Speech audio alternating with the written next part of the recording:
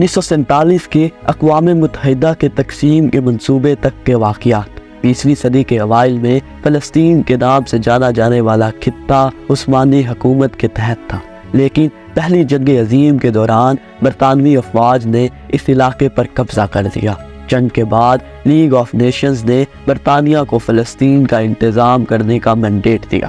اس دوران فلسطین میں یہودی تارکین وطن اور عرب اکثریت کے درمیان کشیدگی بڑھ گئی۔ برطانوی حکومت کی طرف سے جاری کردہ 1917 کے بیلفور اعلامیے میں فلسطین میں یہودی لوگوں کے لیے قومی گھر کے قیام کی حمایت کا اظہار کیا۔ فلسطین میں یہودیوں کی نقل مکانی میں اضافہ ہوا، جس کے نتیجے میں عرب آبادی کے ساتھ مزید تصادم ہوا۔ 1930 کی دہائی میں یہودیوں اور عرب برادریوں کے درمیان پرتشدد جڑیں شروع ہوئی۔ برطانوی حکام نے کنٹرول برقرار رکھنے کے لیے جدوجہد کرتے ہوئے صورتحال سے نپٹنے کے لیے کئی منصوبے تجویز کیے، لیکن کوئی بھی تنازع کو حل کرنے میں کامیاب نہ ہو سکے۔ 1948 میں ریاست اسرائیل کا اعلان اور عرب اسرائیل جنگ شروع ہوئی۔ 1947 میں اقوام متحدہ نے یروشلم کے لیے ایک بین الاقوامی انتظامیہ کے ساتھ فلسطین کو علیحدہ یہودی اور عرب ریاستوں میں تقسیم کرنے کا منصوبہ پیش کیا۔ ظاہر ہے فلسطینی یہ نہیں ماننے والے تھے۔ 1947 کا اقوام متحدہ کی تقسیم کا منصوبہ قرارداد 181 اقوام متحدہ کی جنرل اسمبلی نے 29 نومبر 1947 کو منظور کیا تھا۔ اس کی یہودی قیادت نے حمایت کی، لیکن عرب ریاستوں اور فلسطینی عرب قیادت نے اسے مسترد کر دیا۔ اس منصوبے کا مقصد فلسطین میں الگ الگ یہودی اور عرب ریاستیں قائم کرنا تھا۔ 14 مئی 1948 کو یہودی ایجنسی کے سربراہ ڈیوڈ بین گورین نے ریاست اسرائیل کے قیام کا اعلان کیا۔ اس اعلان نے فلسطین میں برطانوی مینڈیٹ کے خاتمے کی نشاندہی کی۔ فوری طور پر مصر، ایران، شام اور عراق سمیت پڑوسی عرب ریاستوں نے اسرائیل کے قیام کو روکنے کے لیے یلغار شروع کر دی۔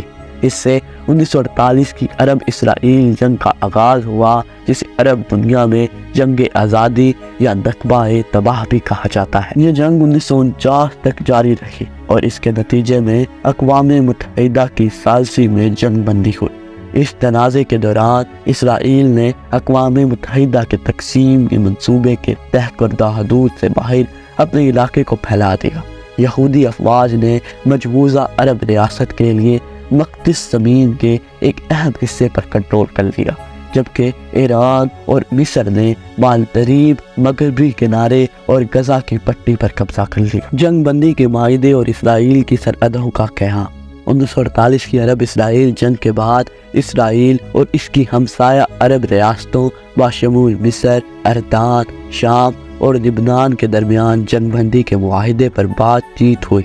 ان معاہدے کا مقصد عارضی جنگ بندی لائن قائم کرنا اور کچھ فوری تنازعات کو حل کرنا تھا۔ 1948 میں اسرائیل کے قیام کے ارد گرد کے واقعات اور اس کے نتیجے میں عرب اسرائیل تنازعات نے خطے میں جاری کشیدگی اور تنازعات کی بنیاد رکھی، جس سے آنے والے اشروں تک مشرق وسطیٰ کے جغرافیائی سیاسی منظرنامے کی تشکیل ہوئی۔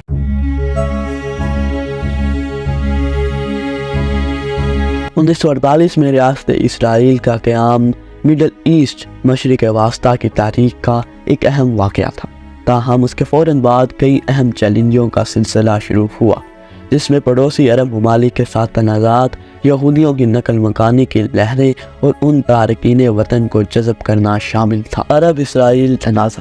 اسرائیل کو جس فوری چیلنج کا سامنا تھا وہ اس کے عرب پڑوسیوں کی دشمنی تھی۔ عرب ریاستیں بشمول مصر، اردن، شام اور عراق نے اقوام متحدہ کے تقسیم کے منصوبے کو مسترد کر دیا اور اسرائیل کے قیام کو روکنے کے لیے یلغار شروع کی۔ اس سے پہلی عرب اسرائیل جنگ 1948-1949 کے اندر شروع ہوئی تھی، جسے جنگ آزادی بھی کہا جاتا تھا۔ اسرائیل اسی تنازع کے دوران زندہ رہنے اور یہاں تک کہ اپنے علاقے کو بڑھانے میں کامیاب رہا تھا۔ جنگ بندی کے معاہدے پر دستخط تو ہو گئے تھے، مگر ان کے اندر دشمنی ابھی بھی قائم۔ فلسطینی پناہ گزینوں کا بحران۔ 1948 کی جنگ کے نتیجے میں لاکھوں فلسطینی بے گھر ہوئے، جو بھاگ گئے یا اپنے گھروں سے بے دخل ہو گئے۔ اس کی وجہ سے فلسطینی پناہ گزینوں کی ایک اہم آبادی کی تخلیق ہوئی جو اسرائیل فلسطین تنازع میں ایک متنازع مسئلہ بنی ہوئی ہے۔ امیگریشن، یہودی امیگریشن کے پے در پے لہروں کی وجہ سے اسرائیل کی آبادی میں تیزی سے اضافہ ہوا۔ ہولوکاسٹ سے بچ جانے والے عرب ممالک کی یہودی پناہ گزینوں اور دنیا بھر سے یہودی جوک در جوک اسرائیل پہنچے۔ اس نے نئے آنے والوں کے لیے رہائش، ملازماتیں اور سماجی خدمت فراہم کرنے کے معاملے میں ایک چیلنج پیش آیا۔ اقتصادی چیلنجز، اسرائیل کو شروع سے ہی ایک فعال معیشت بنانا تھی۔ ریاست نے بنیادی ڈھانچے، زراعت اور صنعت میں سرمایہ کاری کی، خاص طور پر امریکہ سے غیر ملکی امداد کی مدد سے۔ اسرائیلی حکومت نے یہودی آبادکاریوں میں غیر حاضر زمینداروں کی مالکیت والی زمین کو دوبارہ تقسیم کرنے کے لیے زمینی اصلاحات بھی نافذ کی گئی۔ اسرائیل کو دشمن عرب ریاستوں اور فلسطینی گروپوں کی طرف سے مسلسل سیکیورٹی خطرات کا سامنا ہے۔ ان چیلنجز میں سرحدی جھڑپیں اور 1956 میں سوینئر بحران اور 1967 میں 6 روزہ جنگ جیسے بڑے پیمانے پر تنازعات کا وقفہ سے پھوٹنا شامل تھا۔ اس وقت اسرائیل کو ایک اور اہم چیلنج کا سامنا کرنا پڑا تھا۔ اسرائیل کے پاس پانی کی بہت کمی تھی اور اوپر سے وہ زمین جو اسرائیل کے پاس تھی وہ بھی بنجر تھی، تو ان کو پانی کے لیے جدید تکنیکوں کی ضرورت تھی، جیسے کہ ڈی سیلینیشن اور ڈرپ اریگیشن، ملک کی بقا اور ترقی کے لیے بہت اہم۔ کئی دہائیوں کے دوران اسرائیل نے کامیابی کے ساتھ ان چیلنجز کا سامنا کیا اور ایک ترقی پذیر، تکنیکی طور پر ترقی یافتہ ملک بنا۔ اس نے اپنے کچھ عرب پڑوسیوں جیسے مصر اور اردن کے ساتھ امن معاہدے پر بھی دستخط کیے، لیکن اسرائیل اور فلسطین تنازع ابھی بھی حل نہ ہو سکا۔ امید ہے کہ یہ حل ہوگا اور فلسطین کو اپنی زمین واپس ملے گی۔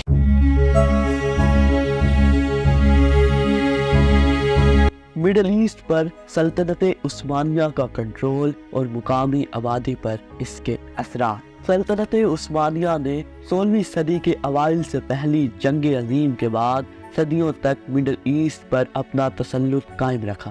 عثمانی حکمرانی کے اس طویل عرصے نے خطے اور اس کی مقامی آبادی پر گہرا اثر ڈالا۔ انتظامی ڈھانچہ، سلطنت عثمانیہ نے اپنے علاقوں کو صوبوں میں تقسیم کیا جسے ولایتس کہا جاتا تھا۔ استنبول میں مرکزی اتھارٹی کے ذریعے مقامی گورنرز مقرر کیے جاتے تھے۔ اس نظام نے کچھ حد تک مقامی خود مختاری کی اجازت دی، لیکن عثمانی کنٹرول میں بھی سہولت فراہم کی۔ مذہبی اور نسلی تنوع، مشرق وسطیٰ یعنی مڈل ایسٹ میں متنوع مذہبی اور نسلی برادریوں کا ایک موزیک تھا، باشمول مسلمان، عیسائی، یہودی، کرد، عرب اور دیگر۔ سلطنت عثمانیہ نے باجرے کا ایک نظام رائج کیا جس سے ان برادریوں کو ایک ٹائپ کی مذہبی خود مختاری کی ایک ڈگری سی ملی، تاہم ان گروہوں کے درمیان اکثر تناؤ اور تنازعات پیدا ہوتے ہیں۔ آج کے حساب سے آپ اسرائیل اور فلسطین کی لڑائی کو اس سے جوڑ سکتے ہیں۔ اقتصادی اثر، عثمانیوں نے خطے میں ایک پیچیدہ معاشی نظام قائم کیا جس میں ٹیکس اور تجارتی ضوابط شامل تھے۔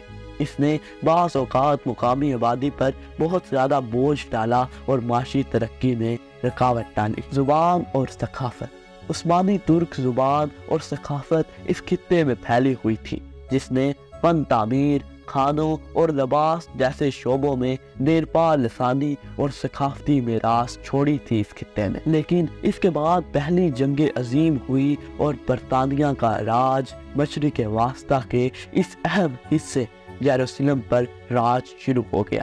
پہلی جنگ عظیم کے بعد سلطنت عثمانیہ کا خاتمہ ہوا اور مڈل ایسٹ میں اہم سیاسی اور علاقائی تبدیلیاں آئی، لیکن لیگ آف نیشنز نے خطے کی تنظیم نو میں اہم کردار ادا کیا، باشمول بعض علاقوں کو برطانوی کنٹرول میں دینا۔ سائکس پیکوٹ معاہدہ، 1916 میں برطانیہ اور فرانس کے درمیان سائکس پیکوٹ معاہدے نے مشرق وسطیٰ کو خفیہ طور پر اثر و رسوخ کے دائرے میں تقسیم کر دیا۔ اس معاہدے نے خطے کی جنگ کے بعد کی تقسیم کی بنیاد رکھی۔ برطانوی مینڈیٹ، لیگ آف نیشنز کے تحت فلسطین اور ٹرانس جارڈن کے علاقے برطانوی مینڈیٹ کے تحت رکھے گئے تھے۔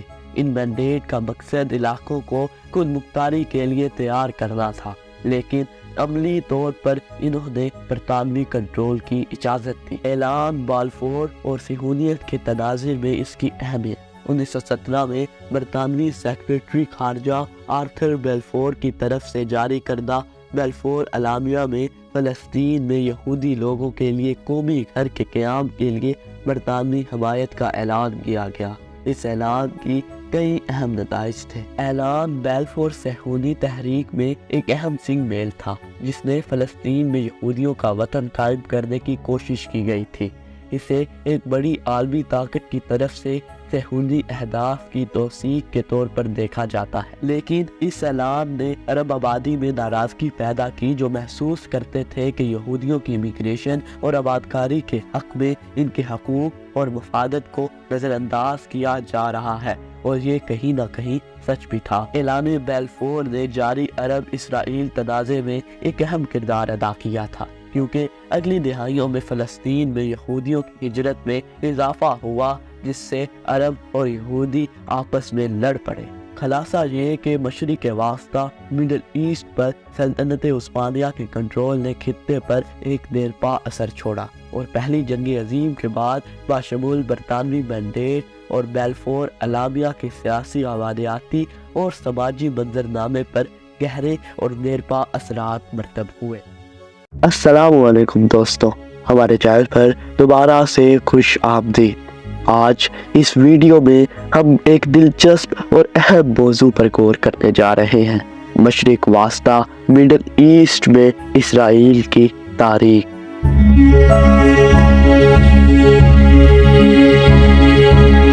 اب آپ سوچ رہے ہوں گے کہ مڈل ایسٹ میں اسرائیل کی تاریخ کے بارے میں جاننا کیوں ضروری ہے؟ ٹھیک ہے، مڈل ایسٹ کئی دہائیوں سے ایک پیچیدہ اور غیر مستحکم خطہ رہا ہے، اور اسرائیل کی اس حرکیات میں مرکزی کردار ادا کرتا ہے۔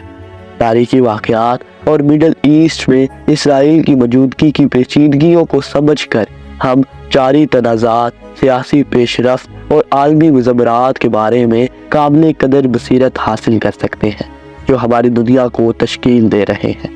تو آئیے مل کر اس روشن خیال سفر کا آغاز کرتے ہیں۔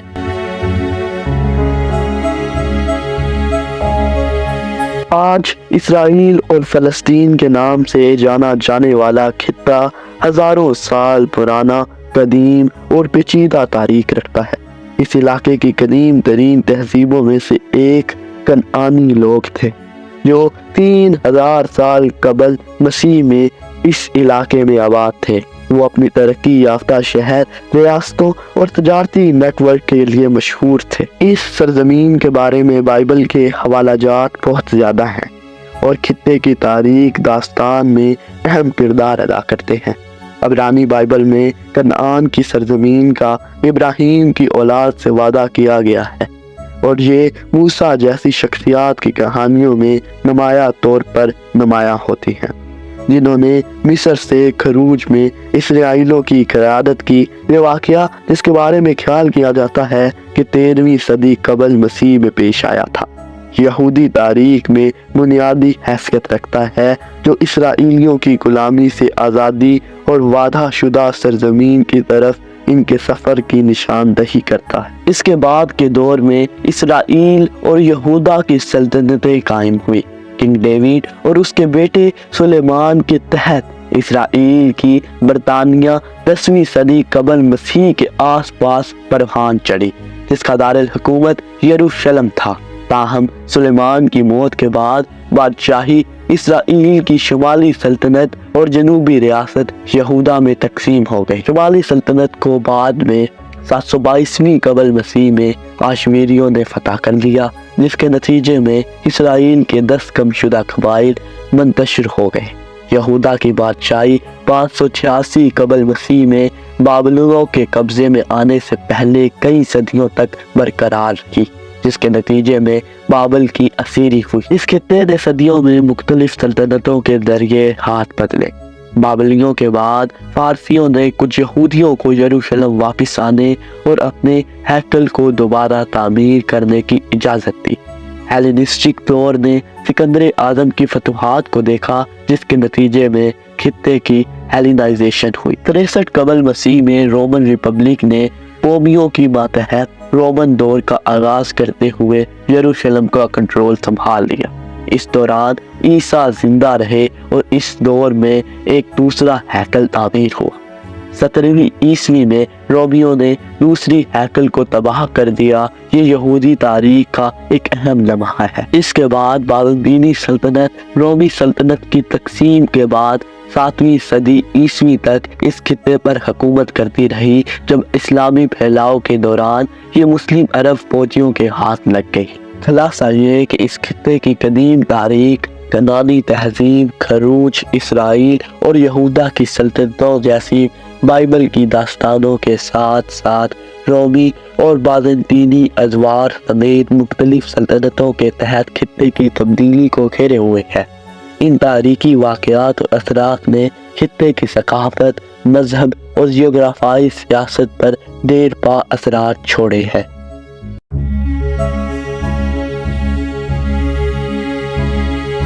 इसराइल 1948 में अपने क़याम के बाद से कई जंगों और तनाज़ात में मुलविस रहा है।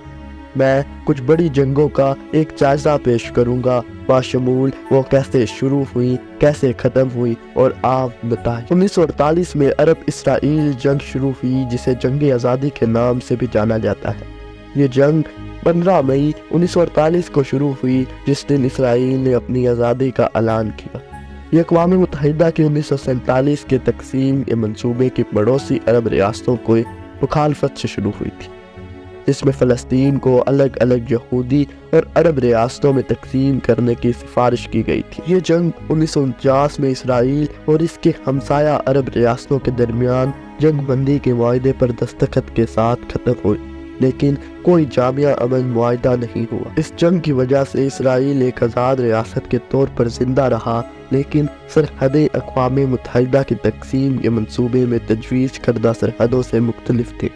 अर्दान ने मगरबी किनारे पर कब्जा कर लिया और गजा की पट्टी पर मिस्र का कंट्रोल था। स्वीज बहरान 1956 बहरान उस वक़्त शुरू हुआ जब मिस्री सदर जमाल अब्दुल नसार की तरफ से लहरे स्वीज को में आने के जवाब में इसराइल, बरतानिया और फ्रांस ने मिस्र पर हमला किया। बैनुल-अक़वामी दबाव खास तौर पर अमेरिका और सोवियत यूनियन की तरफ से जंग बंदी और मिस्र से गैर मुल्की अफवाज के इनखला का बाइस बनी। इसका नतीजा ये निकला कि इसराइल जजीरा नुमा से नाई से दस्तबरदार हो गया और नहर स्वीज को बैनुल-अक़वामी जहाज रानी के लिए दोबारा खोल दिया गया।